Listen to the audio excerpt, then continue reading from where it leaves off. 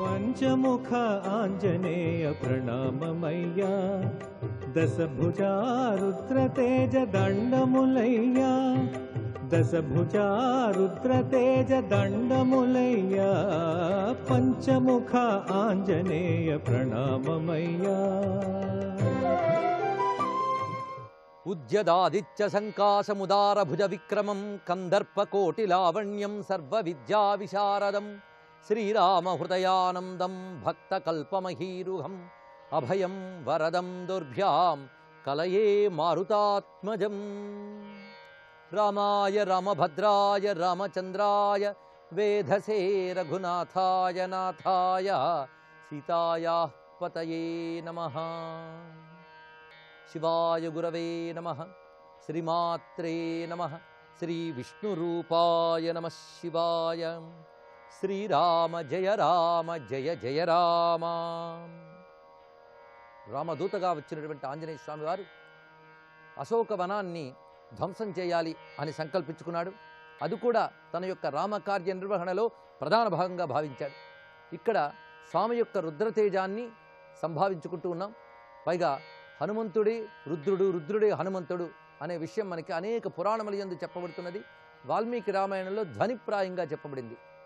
అంతేకాదు స్పష్టంగా నేరుగా రామచరితమానసులో కానీ హనుమాన్ చాలీసలో కానీ మొదలైనటువంటి గ్రంథాల్లో తులసీదాసు లాంటి వాళ్ళు తెలియజేశారు.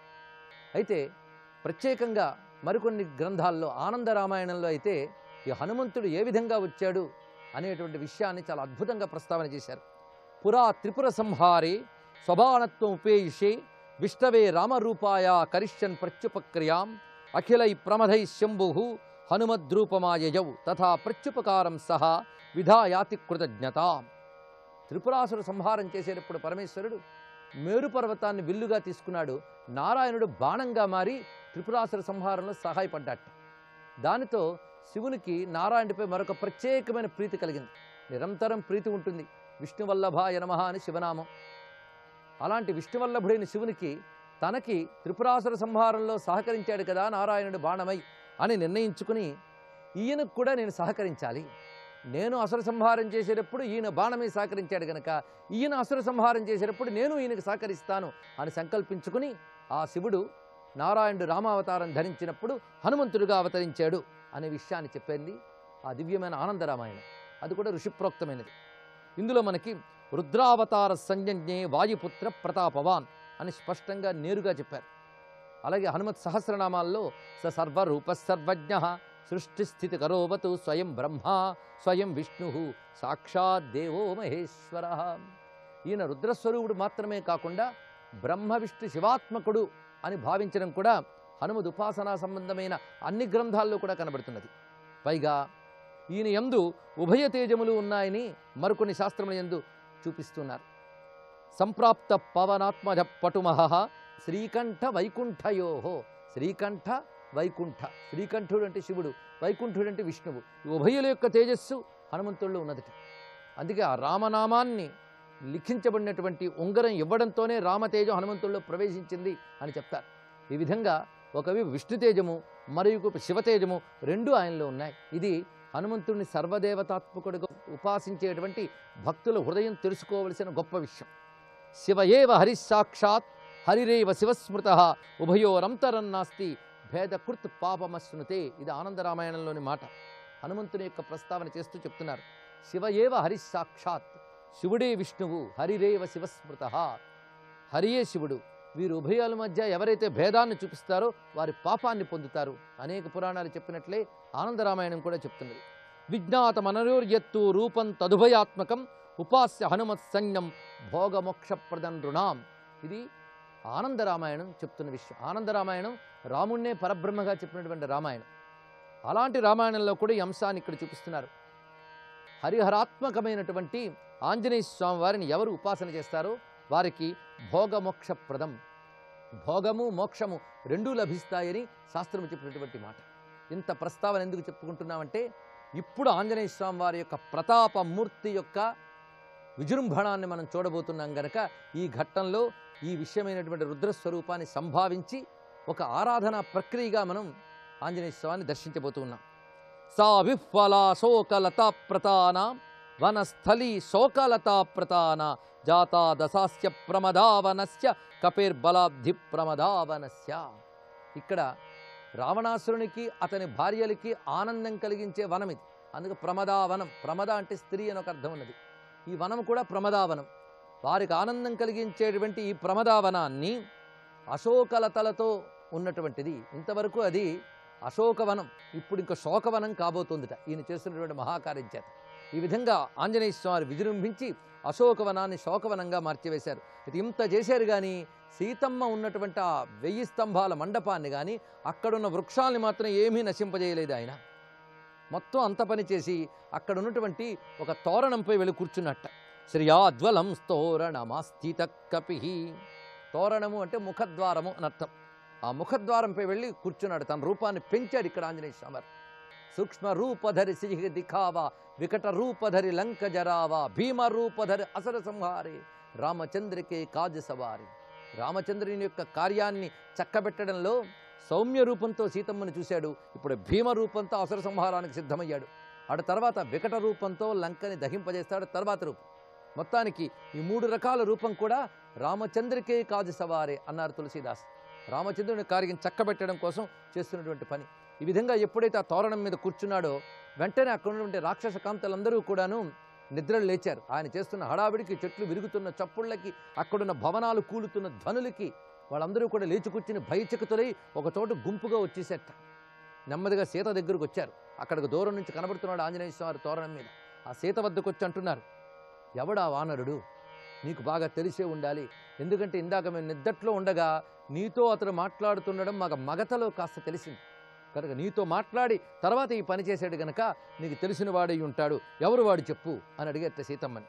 ఆ సీతమ్మ నవ్వుని లోపల దాచిపెట్టుకుని ఆమె అంటున్నది, మీకు తెలియాలి అండి మాయ పనులు ఎవరు చేయగలరో నాకేం తెలుస్తాయి అన్నది. ఎందుకంటే ఈ మాయ పనులు చేసి భయంకరంగా మొత్తం హింస చేయడం ఇవన్నీ కూడాను రాక్షసులకు తెలిసినటువంటి పనులు.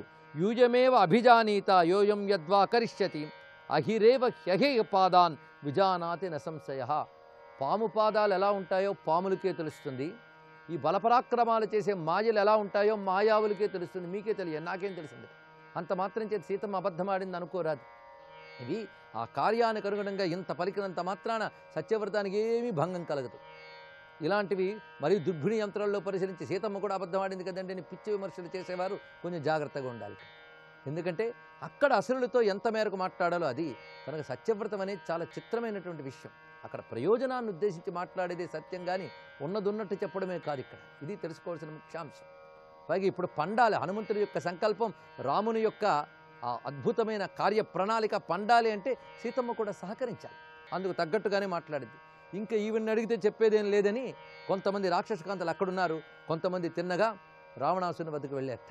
ఆ వెళ్ళి రావణాసురుడితో చెప్తున్నారు, అశోకవనికా మధ్యే రాజన్ భీమవపు కపి సీతయా కృత సంవాద తిష్టత్యమిత విక్రమ.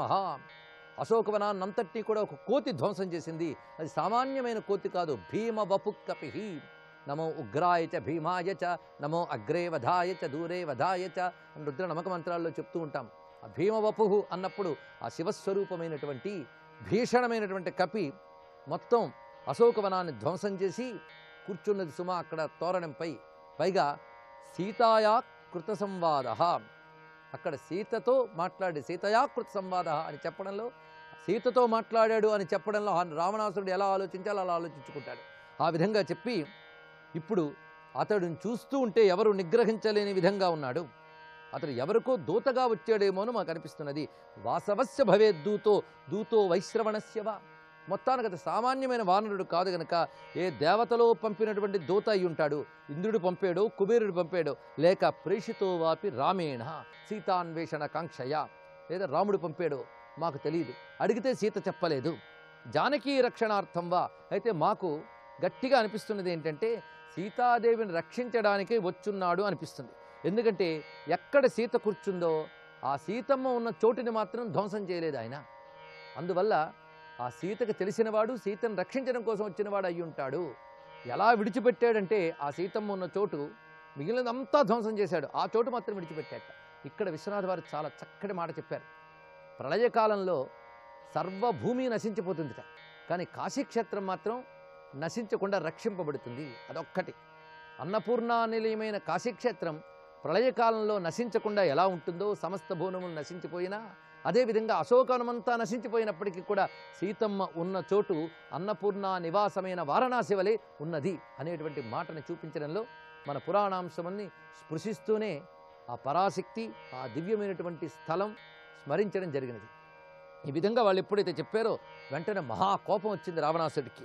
హుతాగ్నిరివ జజ్వాల కోప సంవర్తితే క్షణ, ఒక అగ్నివలే మండిపోయేట, కళ్ళు ఎర్రబడ్డాయి.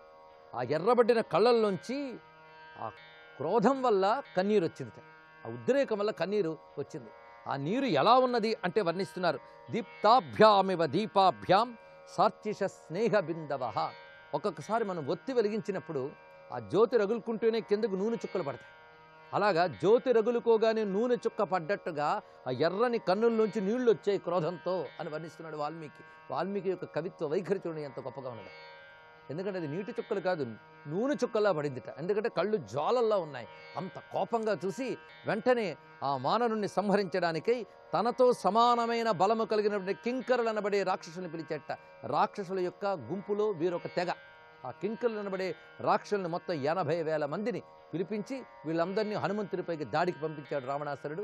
ఆ ఆంజనేయ స్వామి వారికి నమస్కరిస్తూ సర్వం సీతారామచంద్ర చరణారవిందార్పణమస్తు. జై వీర హనుమాన్.